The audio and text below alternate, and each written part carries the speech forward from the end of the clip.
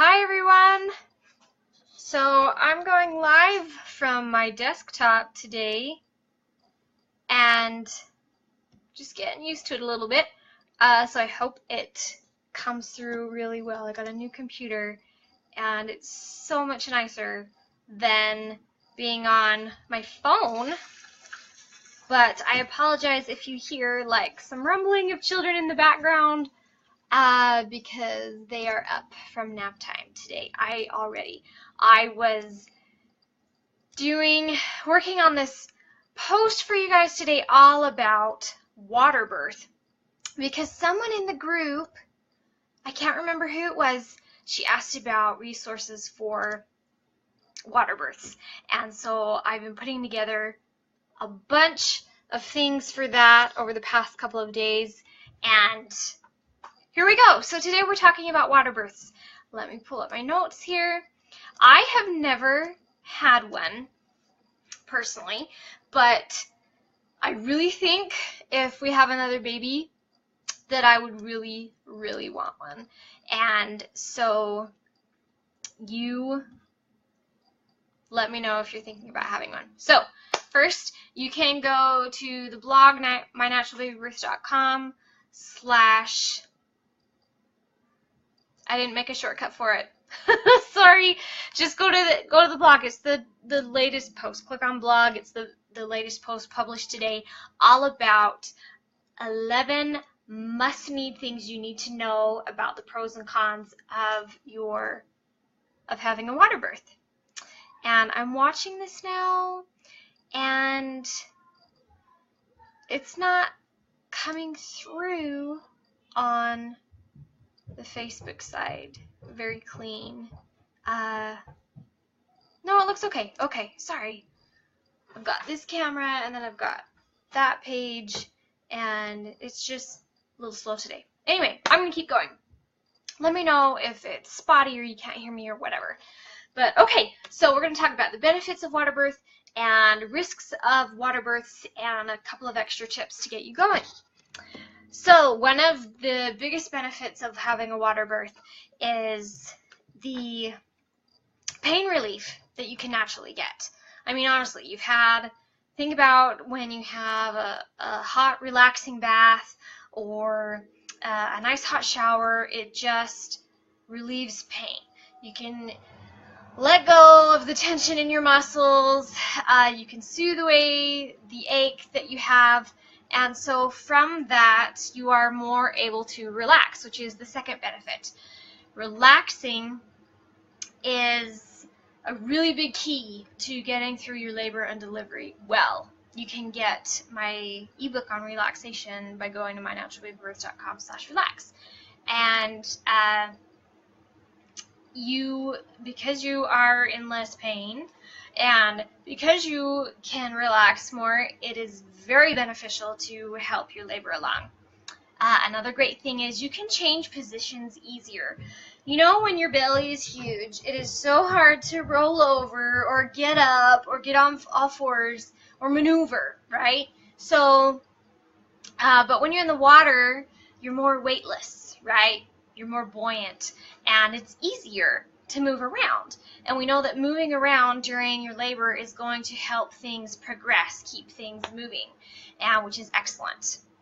Then another great benefit is it's considered by a lot of moms to be the most natural way to have a baby because they're in water in your belly for 9 months, and when they emerge, it's not so drastic a change on the baby because they're going still gently right into water and supported that way instead of just out into the cold air and the bright lights. It's better on the baby.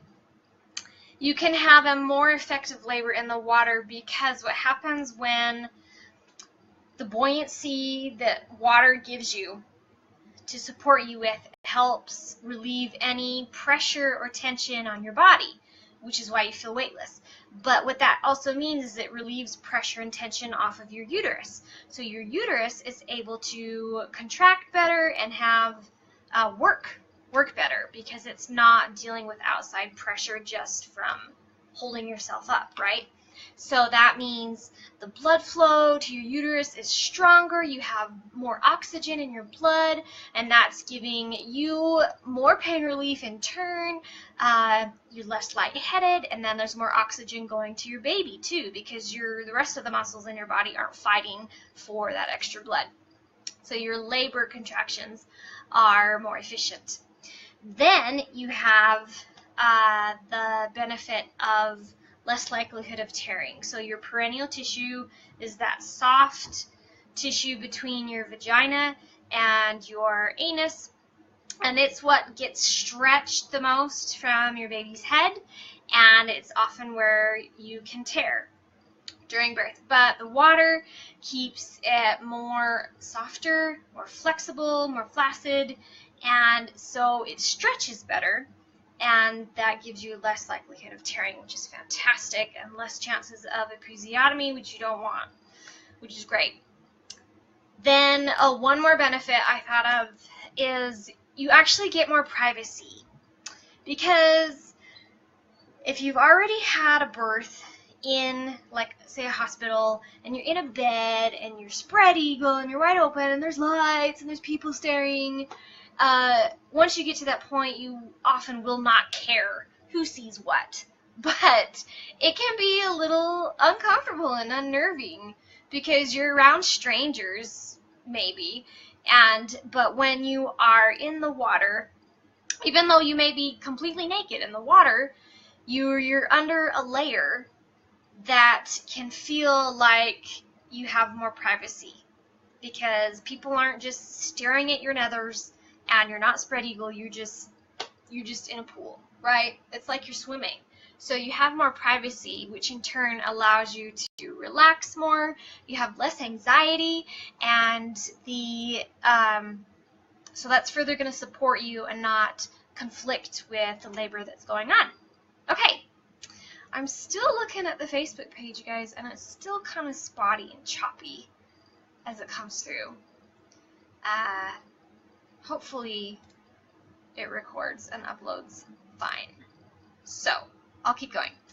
And okay, now on to the risks, the cons of water births, and there are actually a few. Now, let's just go through them.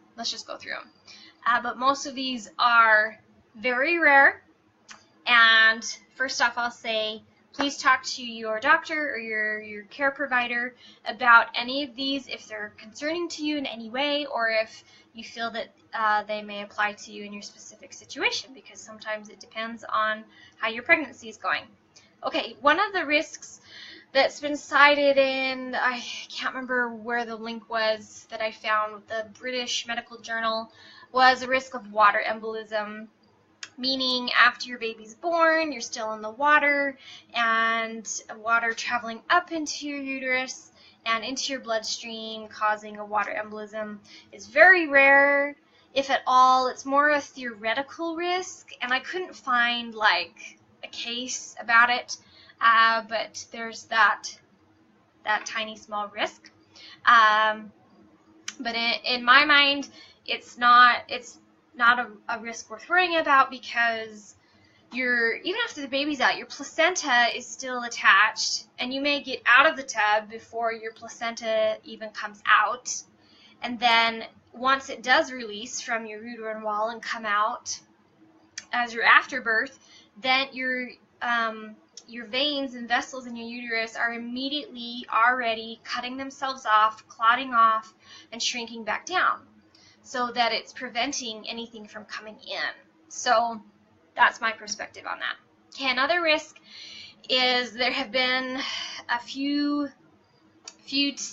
like less than you can count on one hand documented cases of the babies gasping for air before they come out of the water and inhaling air. And the reason for that was the idea that their umbilical cords were pinched or compressed in a way so that they didn't get blood flow and weren't getting enough oxygen while they were being born, depending on how they come out, and then that would lead to them gasping for some air. But Again, this one to me is not a risk worth worrying about either, because if they are still connected to you through the umbilical cord, they're still getting all the oxygen they need through the blood flow. And if you had a pinch in the umbilical cord or not, or something like that, your midwife is likely going to be checking periodically with a Doppler the heartbeat of your baby. And to me, if it's cut off so much that they need to gasp for air, their heart rate is also really weak. And babies don't naturally gasp for air immediately after they're born until the doctor puts the little mucus sucker in there, or they encourage them to cry so that their lungs can open up. So to me, this is not much of a risk to worry about at all either, but it's out there in the literature. Okay, the number one risk that may or may not apply to you that you want to know about is the transfer of infections. So for example, if you have group B strep positive, or you have an infection or infectious disease like herpes, those have been known to transmit easily through the water, which means your baby may likely catch it just from being in the water. I would highly recommend you talk to your doctor about that if it's a big enough concern for you based on your current health or test results you may have. That is totally up to you to decide. I would not make that decision for you. But just know that a few known infections can transfer through the water, and many do not. So talk to your doctor about that. Okay, the last risk I want to mention is labor stagnation. So the idea here is if you are in the water for so long and you're not moving, you're just kind of sitting there floating along, the idea is that your labor can stagnate a little bit, because we know that moving often really supports your labor. That's why we're encouraged to walk as much as possible while we're in labor. But if you have something else going on that you really need that movement to keep your labor going, the idea is if you're sitting around, like I said, your labor can stall a little bit. But that does not necessarily mean your labor will stall, because you can have a perfectly calm, strong labor sitting down. Really, you can.